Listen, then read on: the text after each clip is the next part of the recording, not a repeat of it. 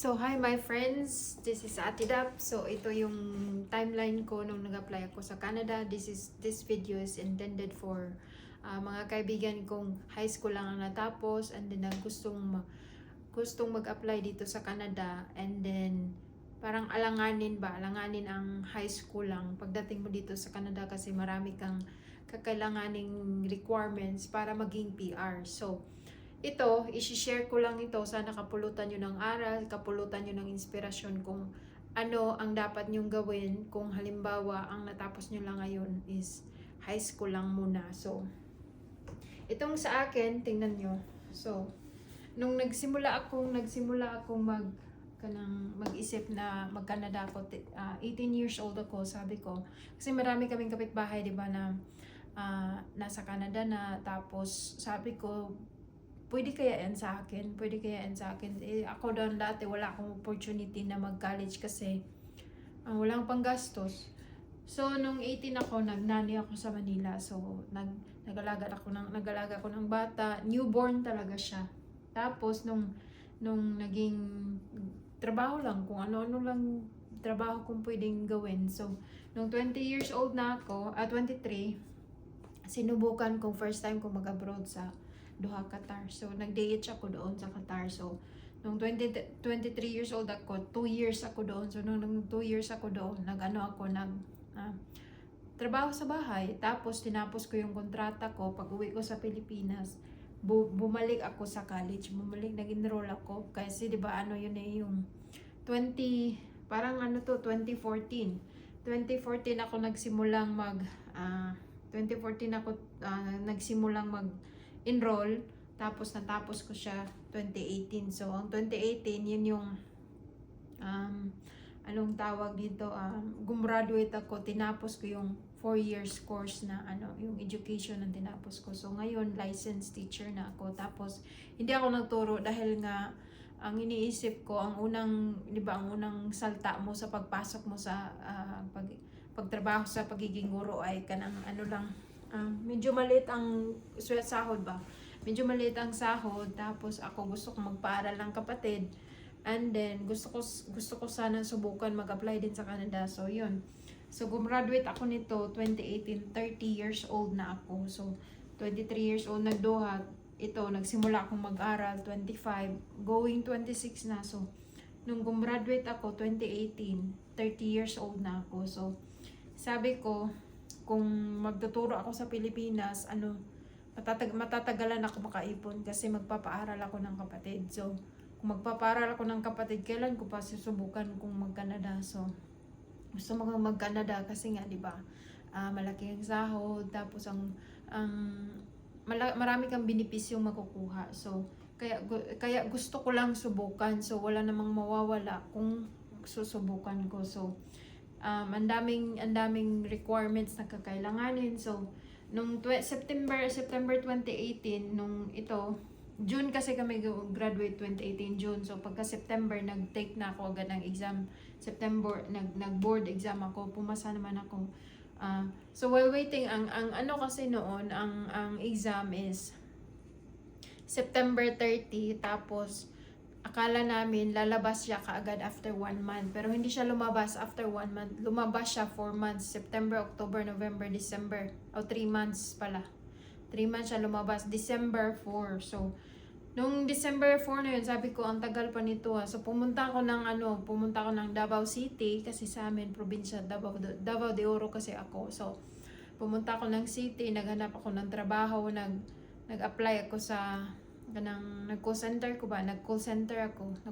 agent. Tapos while nag-call center ako sa gabi, trabaho ako niyan sa sa weekend, nag-aral ako ng caregiver. So ito, November nag-enroll ako November, hanggang 6 months lang siya eh. So November, December, January, February, March, April, May kami, parang May, April kami nag-graduate noon. Tapos meron pa kasing merong OGT for elderly and or OGT for childcare. So parang 2 weeks, parang 1 month, entire month nag-OGT kami. Pero lang naman yun, may oras ng weekend lang din yata yun, nakalimutan ko.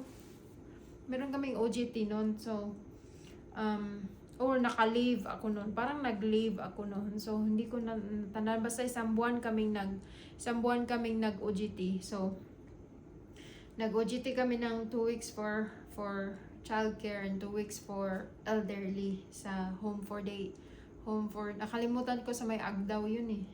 Nag-OJT kami for elderly and for childcare. And then, graduation. And then, so, pagka September, nagplano na ako mag-apply sa Hong Kong kasi Hong Kong, syempre, medyo open siya na country ba, and then, open siya na country, and then, makakaipon ako ng pera, kasi nga, plano ko mag-Canada, kasi kung, ang desire ko kasi na sahod noon is, dapat, kasi 30 years old na ako, dapat ang bracket ng sahod ko is, nasa 25 na or higher, parang near sa edad ko ba, so, kung edad ko ay 30, nung time na yon, so, dapat yung sahod ko dapat dyan malapit siya, so 28 or 25 or higher, ganyan. So gusto ko sana ganun ang sahod ko, so nag-apply ko sa Hong Kong, so doon natupad ang sahod ko, ganun na nga. So hindi ako teacher doon, din siya, DH din siya, so pero alaga ng bata, so nag-aalaga ng bata. Pero siyempre, pag nag-aalaga ka ng bata, hindi ka naman pwedeng hindi maglinis, hindi ka naman pwedeng magluto. Anong kakainin ng alaga mo? Dapat malinis ang kinakain ng alaga mo, di ba? Dapat malinis ang bahay kung saan ang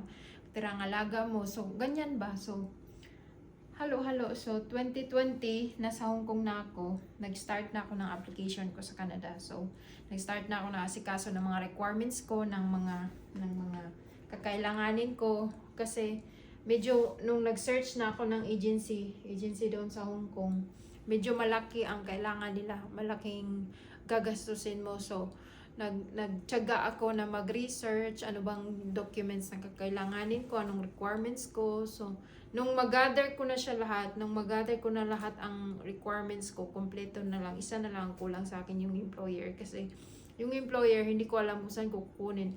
Ang iniisip ko, merong agency ang magbibigay. So, kung kompleto ng requirements ko, pupunta na lang ako sa agency para